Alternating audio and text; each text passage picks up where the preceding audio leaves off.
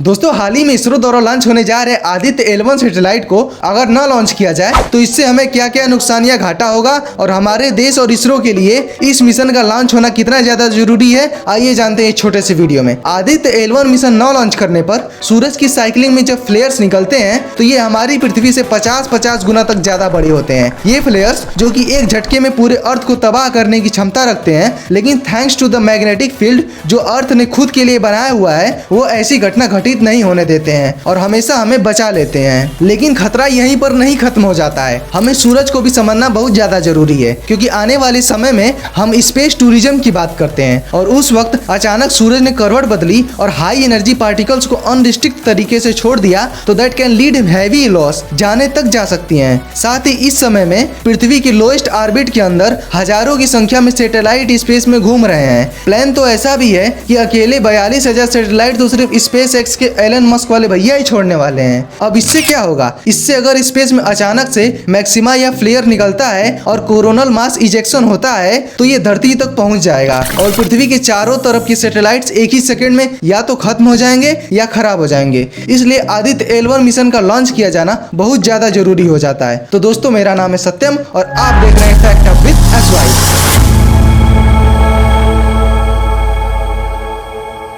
The calendar year 2023 के अगस्त सितंबर महीने में इसरो अपने सबसे बड़े प्रोजेक्ट आदित्य L1 मिशन को लॉन्च करने जा रहा है, जो सन में होने वाले CME कोरोनल मास इजेक्शन यानी कि आग की लपटों का डिटेल में स्टडी करेगा और उसे लेग्रांज पॉइंट 1 पर जाकर जांचेगा, परखेगा और ऑब्वियसली सारी इंफॉर्मेशन अर्थ तक पहुंचाएगा। हालांकि इसरो ने चंद्रयान 3 को रिसेंटली सफलतापूर्वक लॉन्च किया है। उसके बाद आदित्य L1 मिशन का लॉन्च किया जाना सक्सेस पर सक्सेस यानी कि डबल सक्सेस का काम होगा। अभी तक कमर्शियल सैटेलाइट्स को लॉन्च करने को लेकर मोर देन 50% का मार्केट कैप्चर स्पेस एक्स के पास था, लेकिन अब ISRO commercial launch carrying third party satellite to orbit for a fee के तौर पर एक बड़ा नाम बनकर उभरा है, जो दुनिया के बड़े बड़े देशों की सैटेलाइट्स को काफी कम कॉस्ट में और बेहतरीन तरीके से लॉन्च कर देता है। इसरो इन सारे सैटेलाइट्स को polar satellite launch vehicle PSLV और GSLV से लॉन्च करता है, जो काफी बड़े बड़े हैं। अब बात करते हैं आदित्य L1 मिशन के उद्देश्यों की। L1 यानी कि लेग्रांजियन पॉइंट 1 पर जाना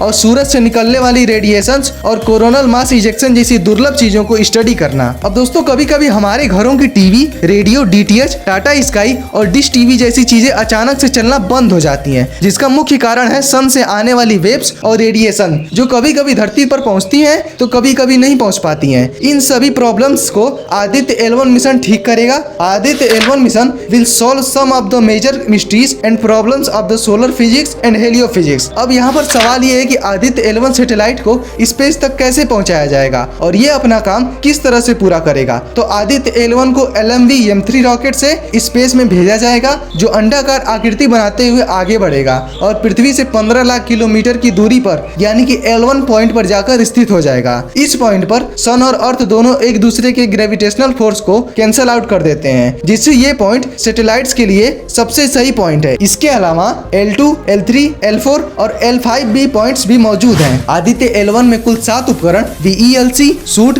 स्पेक्स, पापा, सोलेक्स, HAL-10S और मैक्रोनोमीटर लगे हुए होंगे, जो सूर्य से पृथ्वी तक आने वाले वेव्स का एनालिसिस करेंगे और पता लगाएंगे कि आखिर ये कण पृथ्वी के चुंबकीय क्षेत्र में किस तरह से फंस जाते हैं और सूरज के CME की तीव्रता कितनी होती है। इन सभी जानकारियों को इसरो स्पेस वेदर जैसी कैटेगरी में एक नया मुकाम हासिल करने के लिए यूज करेगा और वेस्टर्न कंट्रीज को अपनी काबिलियत का परिचय करा सकेगा, जो हमेशा से इंडिया को गरीब और पिछड़ा हुआ मानते आए हैं। इस पूरे मिशन का कॉस्ट लगभग 5.5 करोड़ $US होने वाला है, जो इंडियन रुपए में बनते हैं 450 करोड़ रुपए। इसके अलावा गगनयान मिशन, जिसे इसरो की तरफ से इंसानों को पहली बार स्पेस में भेजा जाएगा, जिसे DRDO और HAL के साथ कोलैब करके पूरा किया जाएगा। X-ray polarimeter satellite, NISAR, Mangalyaan 2 और शुक्रयान 1 जैसे मिशन को भी इसरो जल्दी शुरू करने वाला है। दोस्तों यदि आप इन सभी मिशन का अलग से डिटेल वीडियो चाहते हैं तो वीडियो के 1 के लाइक का टारगेट कंप्लीट कर दीजिए और स्क्रीन पर टैप करके आप चंद्रयान 3 के बारे में भी डिटेल में जान सकते हैं। चैनल को सब्सक्राइब करके कमेंट में आई लव माई इंडिया लिखना न भूलिएगा। तब तक के लिए स्टे ट्यून, बाय बाय।